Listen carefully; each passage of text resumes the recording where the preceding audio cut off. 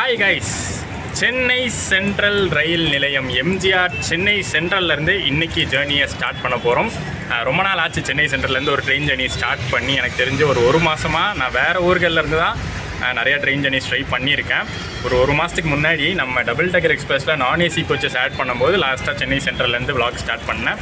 இன்றைக்கி அதுக்கப்புறம் தான் இன்றைக்கி நம்ம ட்ரை பண்ண போகிற ட்ரெயின் பார்த்திங்கன்னா டெஸ்டினேஷன் பார்த்திங்கன்னா நம்மளுக்கு யூஸ்வலாக தெரிஞ்ச டெஸ்டினேஷன் தான். யூஸ்வலாக நம்ம போயிட்டு வந்துட்டு இருக்கிற ரூட்டு தான் சென்னை டு திருப்பதி.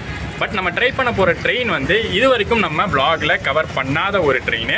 அது மட்டும் இல்லாமல் இன்னொரு முக்கியமான ஒரு விஷயத்தை நம்ம ட்ரை பண்ண போகிறோம். ஃபஸ்ட்டு ட்ரெயின் என்னன்னு சொல்லிடுறேன். நம்ம ட்ரை பண்ண போகிற ட்ரெயின் வந்து சென்னையிலேருந்து கிளம்பக்கூடிய Garudadri express. Chennai to Tirupati operate ஆகக்கூடிய Garudadri express.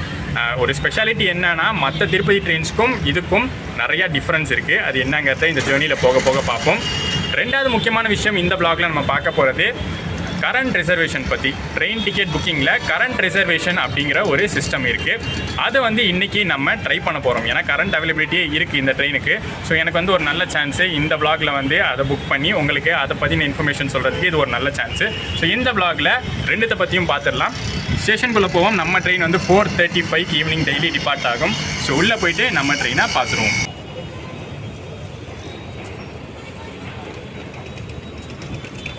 Chennai central railway ஸ்டேஷனில் கரண்ட் ரிசர்வேஷன் பண்ணுறதுக்கு கவுண்டர் எங்கே இருக்குது அப்படின்னு பார்த்தீங்கன்னா சென்னை சென்ட்ரல் ரயில்வே ஸ்டேஷனோட பிளாட்ஃபார்ம் நம்பர் 1.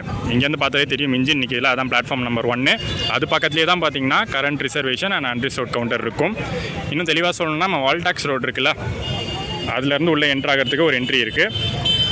ஸோ அங்கே இருக்கிறது தான் current reservation counter. So first current புக்கிங்க்கும் நார்மல் புக்கிங்க்கும் இருக்கிற டேஸ் கணக்கு நான் சொல்லிடுறேன். நார்மல் புக்கிங் பார்த்திங்கன்னா 120 டேஸுங்க. 120 டேஸ்க்கு முன்னாடி டிக்கெட் ஓப்பன் ஆகும், டிக்கெட் புக்கிங் ஓப்பன் ஆகும். நீங்கள் ட்ராவல் பண்ண போகிற டேட்டுக்கு 120 டேஸ் முன்னாடி. அந்த 120 டேஸ்க்குள்ளே நீங்கள் எந்த டேட்டில் வேணாலும் நார்மல் புக்கிங் பண்ணிக்கலாம். கரண்ட் புக்கிங் அப்படிங்கிறது சார்ட் ப்ரிப்பேர் ஆனதுக்கப்புறம் இருக்கக்கூடிய அவைலபிலிட்டி வச்சு தான் கரண்ட் புக்கிங். அதாவது சார்ட் ப்ரிப்பேர் பண்ணுறதுன்னு உங்கள் ட்ரெயின் கிளம்பக்கூடிய 4 ஹவர்ஸ்க்கு முன்னாடி சார்ட் ப்ரிப்பேர் ஆகும். சார்ட் ப்ரிப்பேர் ஆகி யார் யாருக்கு என்னென்ன சீட்டு எல்லாமே அலாட் ஆகுது பார்த்தீங்களா, அதுதான் வந்து சார்ட் ப்ரிப்பரேஷன். அதுக்கப்புறம் ஏதாச்சும் வேக்கன்ட் சீட்ஸ் இருந்துச்சு, ஏதாச்சும் எக்ஸ்ட்ரா சீட்ஸ் இருந்துச்சு, தக்கல்லேருந்து ப்ரீமியம் தக்கல்லேருந்து ஏதாச்சும் புக் ஆகாமல் சீட்ஸ் இருந்துச்சுன்னா அதை கரண்ட் அவைலபிலிட்டியில் போடுவாங்க. நீங்கள் அதை வச்சு புக் பண்ணி கரண்ட் ரிசர்வேஷனில் புக் பண்ணி ட்ராவல் பண்ணிக்கலாம்.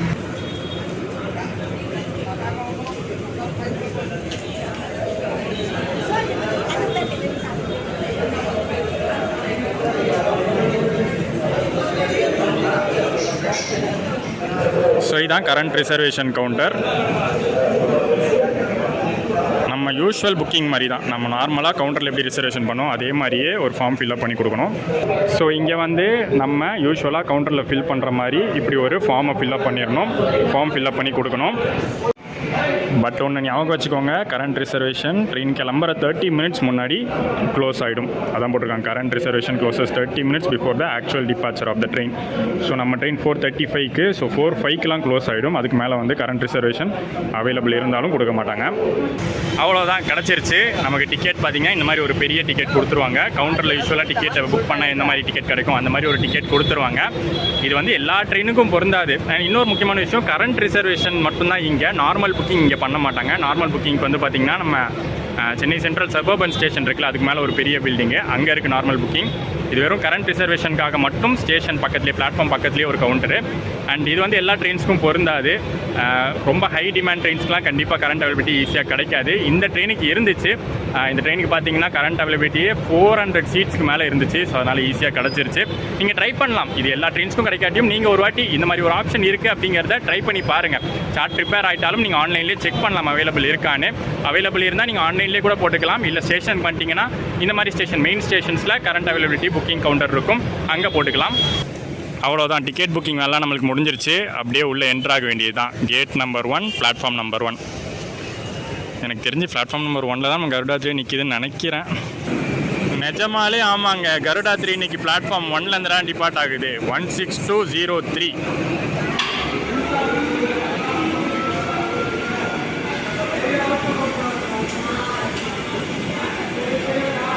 யூஸ்வலாக இந்த 1 and 2 பிளாட்ஃபார்மில் ராஜ்தானி, துரந்தோ அதெல்லாம் மார்னிங் கிளம்புற ட்ரெயின், அதுக்கப்புறம் சதாப்தி ஈவினிங் கிளம்புற சதாப்தி அதெல்லாம் தான் கிளம்பும். ஸோ நான் ஒரு கெஸ்ட்டில் தான் சொன்னேன் மேபி கருடாத்ரியாக இருக்கலாம்னு. ஏன்னா ஃப்ரண்ட்டில் வேப் 4 இருந்துச்சு, அதை வச்சு சொன்னேன். பார்த்தா நிஜமாலே இன்றைக்கி கருடாத்திரி 1லேருந்து தான் கிளம்புது. எப்போவுமே 1லேருந்து கிளம்புமான்னு தெரியல, ஏன்னா மோஸ்ட்லி திருப்பதி இல்லை அரக்கோணம் சைடு போகிற ட்ரெயின்ஸ்லாம் அந்த பக்கத்துலேருந்து கிளம்பும். இந்த வாட்டி 1லேருந்து கிளம்புது கருடாத்திரி. இன்றைக்கி நான் ட்ராவல் பண்ணுற டே ஒரு சண்டே, மேபி அதனால தான் எனக்கு கரண்ட் புக்கிங்லாம் கிடச்சிருக்கு போல். கூட்டமும் பார்த்திங்கன்னா பிளாட்ஃபார்மில் அவ்வளோவா இல்லை. அப்படியே நடந்து ஃப்ரண்ட்டுக்கு போவோம், ஏன்னா ஃபஸ்ட்டு லோக்கோ ஷாட்ஸை பார்த்துட்டு வந்துடுவோம்.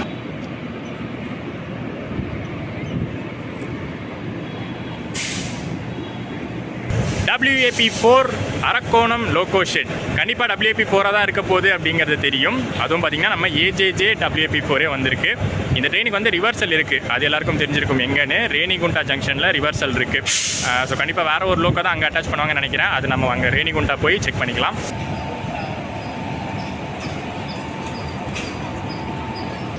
அன்ரிசர்வ்ட்லாம் செம ஃபுல்லுங்க. சென்ட்ரல்லையே எல்லா சீட்ஸும் ஃபில் ஆகிடுச்சு. இனி போக போகலாம் நிறையா ஸ்டேஷன்ஸ் இருக்குது, அங்கெல்லாம் ஏறுவாங்க. ஸோ நல்ல வேலை நம்ம புக் பண்ணிட்டோம். கருடாத்ரி எக்ஸ்பிரஸ்க்கும் மற்ற திருப்பதி ட்ரெயின்ஸ்க்கும் ஒரு டிஃப்ரென்ஸ் இருக்குது அப்படின்னு சொன்னல. அதில் மொதல் டிஃப்ரென்ஸே கோச்சஸ் தான். கருடாத்ரியில் ஸ்லீப்பர் கோச்சஸ் ஜாஸ்தி, மற்ற திருப்பதி ட்ரெயின்ஸில் செகண்ட் சிட்டிங் கோச்சஸ் ஜாஸ்தி. ஸோ இந்த ட்ரெயினில் பார்த்தீங்கன்னா ஸ்லீப்பர் 12 கோச்சஸ் கொடுத்துருக்காங்க. ஏன்னா ரேக் ஷேரிங் கணக்கு, வேறு சில ட்ரெயின்ஸோட ரேக் ஷேர் பண்ணுறதுனால இந்த மாதிரி ஒரு கோச் கம்போசிஷன் வருது. பட் இதுலேயும் பார்த்தீங்கன்னா செகண்ட் சிட்டிங் இருக்குது. ஒரே ஒரு செகண்ட் சிட்டிங் D1 வரும், பட் அதுவுமே ஃபுல்லாக தான் இருக்குது இன்றைக்கி. அண்ட் இன்னொரு பயங்கரமான விஷயம், ஃபஸ்ட் ஏசி கோச்சுங்க, டெடிக்கேட்டட் ஃபஸ்ட் ஏசி கோச்சு. எல்லா சீட்ஸுமே காலியாக தான் இருக்குது. இப்போ தான் செக் பண்ண கரண்ட் அவைலபிளில் 1300 ரூபா கிட்ட வருது ஃபஸ்ட் ஏசியில் டிக்கெட்டு. அவ்வளோ கொடுத்து எனக்கு தெரிஞ்சு திருப்பதி போக யாரும் ப்ரிஃபர் பண்ண மாட்டாங்க.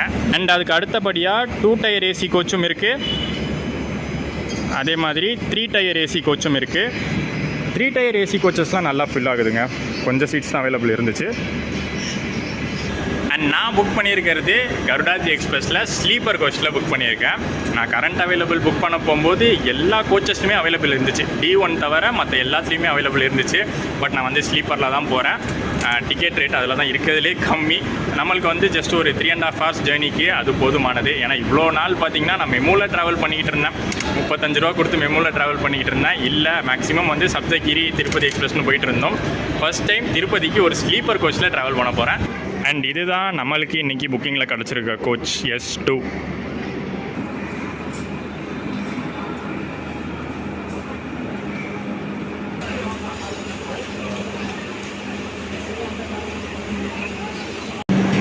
க்கு மேலே கரண்ட் அவைலபிலிட்டி இருந்து கூட நான் ட்ராவல் பண்ணுற கோச்சில் ஃபுல்லாக தான் இருக்குது. சீட்ஸ் எல்லாமே வந்து ஆக்குபைடாக தான் இருக்குது. மேபி புக் பண்ண வரைக்கும் இருக்கிற எல்லாருக்கும் வந்து அலாட் பண்ணது S1, S2, S3 அந்த மாதிரி அலாட் பண்ணிட்டாங்க போல்.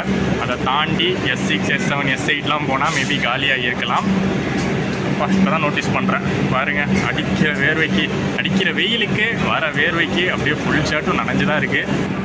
செகண்ட் பிளாட்ஃபார்மில் Bengaluru Shatabdi, MGR Chennai central to KSR Bengaluru Shatabdi ரெடியாக இருக்குது. ஆனால் அது கிளம்புறதுக்கு இன்னும் டைம் நிறையா இருக்குது, 5:30 தான். ஃபைனலி இன்றைக்கி கருடாத்ரி எக்ஸ்பிரஸ் ட்ரை பண்ணுறதுக்கு இன்னொரு காரணமும் இருக்குது. அந்த காரணம் என்ன அப்படிங்கிறத நீங்கள் நெக்ஸ்ட் வ்ளாகில் தெரிஞ்சுப்பீங்க. திருப்பதி போய் நம்ம அங்கேருந்து கண்டினியூ பண்ண போகிற வ்ளாகில் அது நீங்கள் தெரிஞ்சுப்பீங்க. ஸோ கருடாத்ரி எக்ஸ்பிரஸ் ஜேர்னி எப்படி இருக்குன்னு பார்க்கலாம். நான் கோவிடுக்கு முன்னாடி கேள்விப்பட்ட வரைக்கும் இது செம்ம ஜாம் பேக்டாக போகக்கூடிய ஒரு ட்ரெயின். யூஸ்வலாக வந்து மார்னிங் டைமில் ஜாம் பேக்டாக வரும். திருப்பதியிலேருந்து இங்கே வரும்போது மார்னிங்கில் செம்ம ஜாம் பேக்டாக வரும். மேபி ஈவினிங் போகும்போது கொஞ்சம் க்ரௌடு ஃப்ரீயாக தான் போகும்னு நினைக்கிறேன். அன்ரிசர்வ்ட்லாம் க்ரௌடாக தான் போகும். நம்ம ஸ்லீப்பரில் புக் பண்ணியிருக்கோம், ஸோ அதனால் பிரச்சனை இல்லை. ஸோ அந்த ஜேர்னி எப்படி போகுது, இன்றைக்கி கருடாத்ரி எக்ஸ்பிரஸ் ட்ரெயின் எப்படி இருக்குது எல்லாமே பார்த்துடலாம். ஜேர்னியை சென்னையிலேருந்து ஸ்டார்ட் பண்ணுவோம், வாங்க.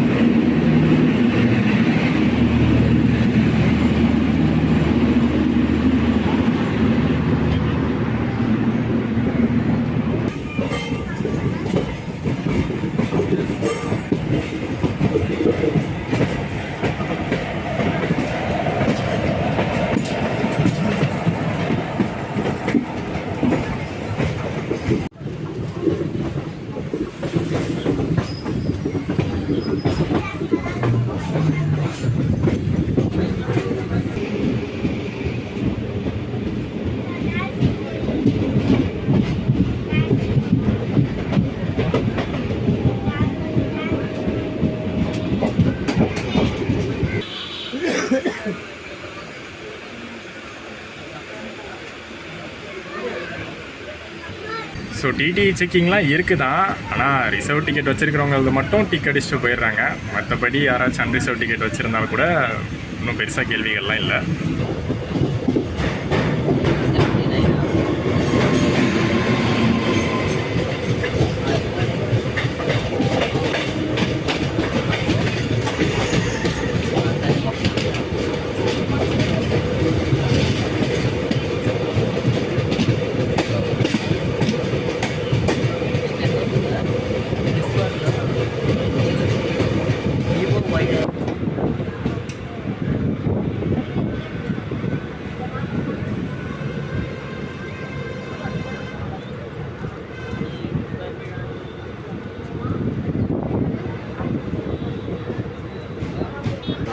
ஸோ பெரம்பூரில் பார்த்தீங்கன்னா கருடாத்ரி எக்ஸ்பிரஸ்க்கு ஆன்கோயிங்கில் ஸ்டாப்பிங் கொடுத்துருக்காங்க.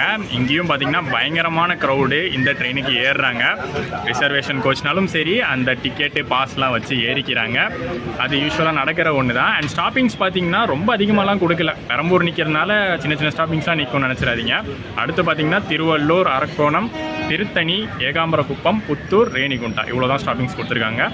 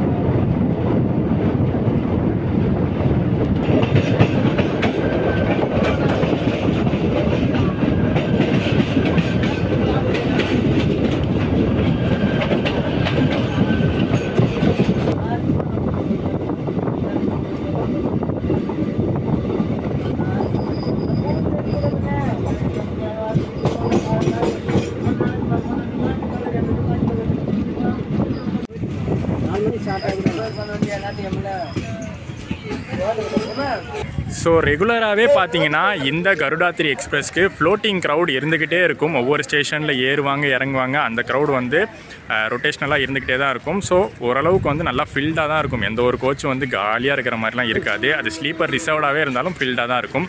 இப்போ திருவள்ளூர்லேயே பார்த்தீங்கன்னா நிறைய பேர் ஏறினாங்க. பெரம்பூர்லேயும் நிறைய பேர் ஏறினாங்க. திருவள்ளூர்லையும் நிறைய பேர் ஏறியிருக்காங்க. அடுத்து அரக்கோணத்துலேயும் ஏறுவாங்க.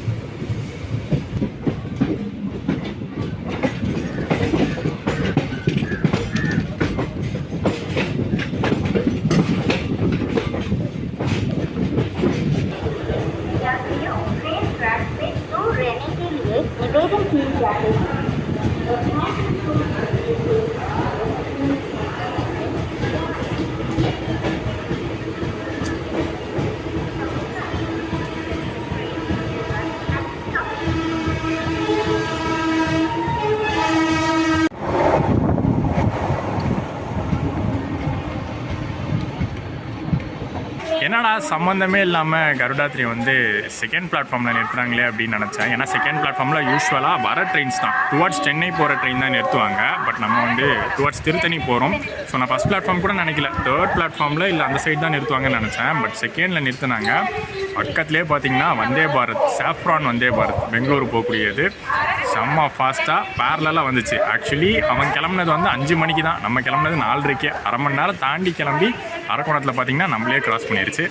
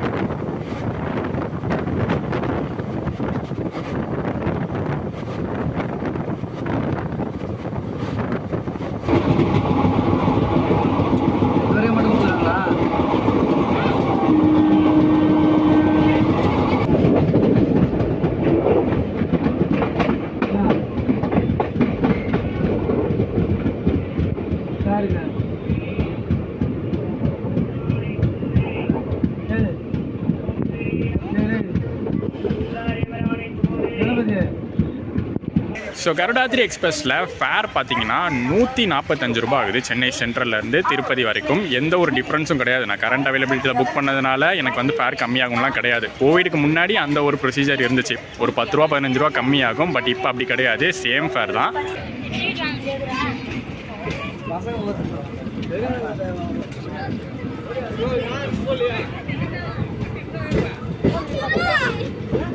செகண்ட் சீட்டிங்கில் 85 ரூபா ஆகுது, இதில் 145. ஸோ பெரிய ஃபேர் டிஃப்ரென்ஸ் இல்லை, 60 ரூபா தான் ஃபேர் டிஃப்ரென்ஸு. பட் நம்ம கூட்டத்தில் மாட்டாமல் வரலாம். ஸ்லீப்பரில் வந்துட்டால் நமக்குன்னு ஒரு சீட்டு கொஞ்சம் ரிலாக்ஸாக வரலாம்.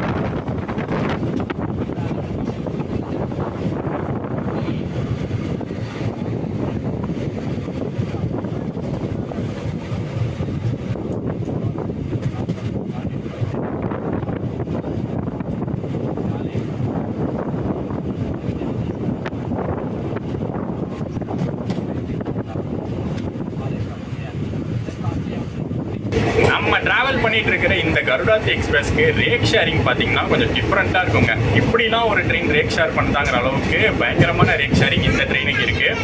2 செட் ஆஃப் ரேக் ஷேரிங். இந்த ஒரு ரேக்கு எங்கெங்கெல்லாம் போயிட்டு வருது அப்படிங்கிறத பாருங்கள். ஸ்டார்ட் பண்ணது மைசூரில் ஸ்டார்ட் பண்ணோம். ஏன்னா இந்த ரேக் வந்து பிரைமரி மெயின்டெனன்ஸ்க்கு அப்புறம் மைசூர்லேருந்து தான் ஸ்டார்ட் ஆகும். ஸோ மைசூரு டு சாம்ராஜ் நகர் ஒரு பேசஞ்சர் எக்ஸ்பிரஸ் ஆப்ரேட் ஆகும். அதுக்கப்புறம் Chamraj Nagar to Tirupati express operate ஆகும். திருப்பதி டு சென்னை கருடாத்ரி ஆப்ரேட் ஆகும். இது வந்து ஒரு செட் ஆஃப் ரேக் ஷேரிங். இன்னொரு செட் ஆஃப் ரேக் ஷேரிங் எப்படின்னா, இதே ட்ரெயின் வந்து Mysuru to Talguppa express operate ஆகுது. அப்புறம் அந்த train Talguppa to Shimoga express operate ஆகுது. கொஞ்சம் கன்ஃபியூசிங் ஆகிற மாதிரி இருக்குல்ல ரேக் ஷேரிங்கு.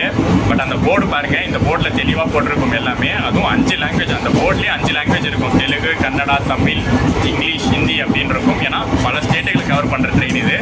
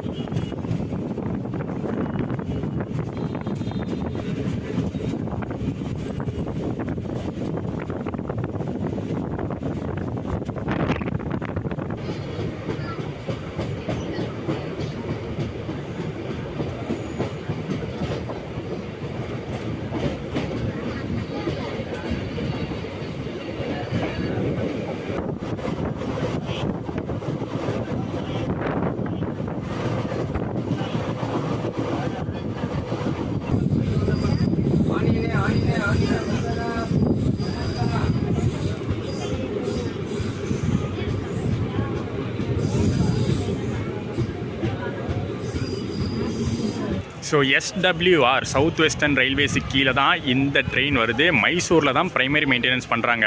மற்ற போகிற எல்லா ஊருக்குமே பார்த்தீங்கன்னா க்ளீனிங் மட்டும்தான், செகண்டரி மெயின்டெனன்ஸ் மாதிரி அங்கே க்ளீனிங் மட்டும்தான் பண்ணி எடுப்பாங்க. எல்லாத்தையும் முடிச்சுட்டு மைசூரில் ஸ்டார்ட் ஆகிறது, ஒரு ரவுண்டு முடிச்சுட்டு திருப்பி மைசூருக்கு வந்து ப்ரைமரி மெயின்டெனன்ஸ் ஆகும்.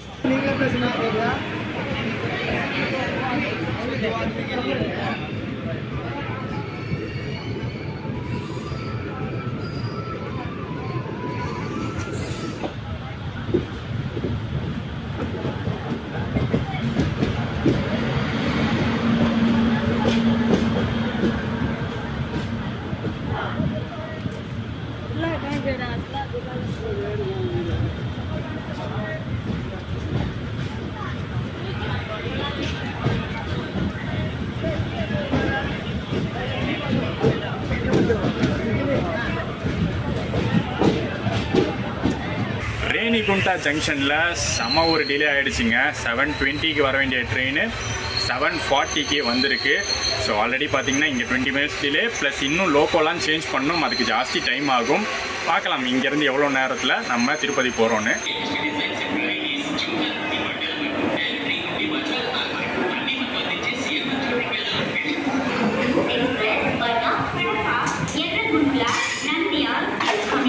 செம்ம ஃபாஸ்ட்டாக லோக்கோவை மாற்றிட்டாங்க. நான் என் கோஸ்ட்லேருந்து ஃப்ரெண்டுக்கு நடந்து போகிறதுக்குள்ளே பார்த்தீங்கன்னா ஆல்மோஸ்ட் கிட்ட வந்துருச்சு. கரெக்டாக கப்பல் பண்ணும்போது நான் கேப்சர் பண்ணிட்டேன்.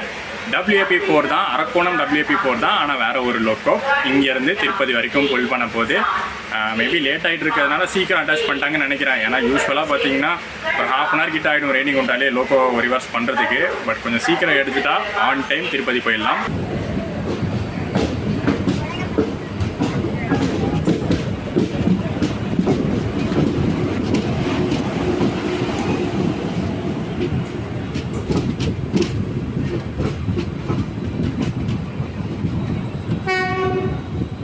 சொதப்பிட்டாங்க.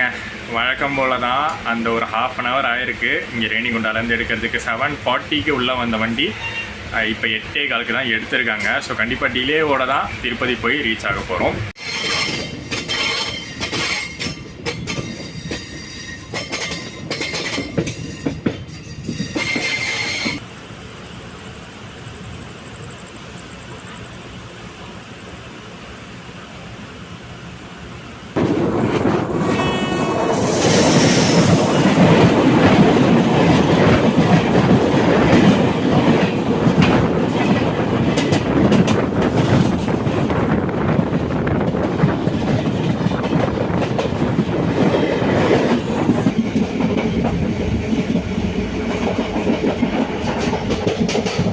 கோச் கிளென்லினஸ் நீட்னஸ்லாம் ஓரளவுக்கு நல்லாவே இருந்துச்சு. பாத்ரூம்ஸும் பார்த்தீங்கன்னா நீட்டாக இருந்துச்சு.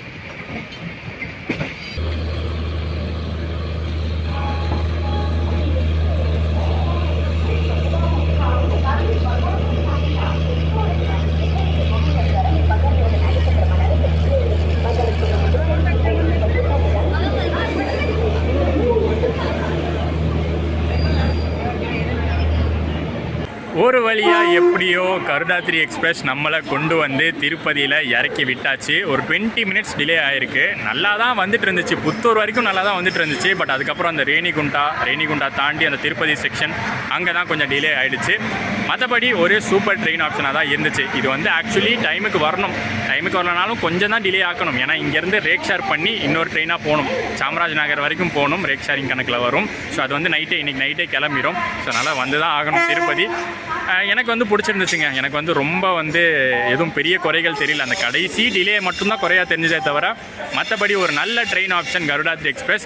முக்கியமாக நீங்கள் வந்து திருமலா தர்ஷன் ஏர்லி மார்னிங்காக இருந்துச்சுன்னு வச்சுக்கோங்களேன்.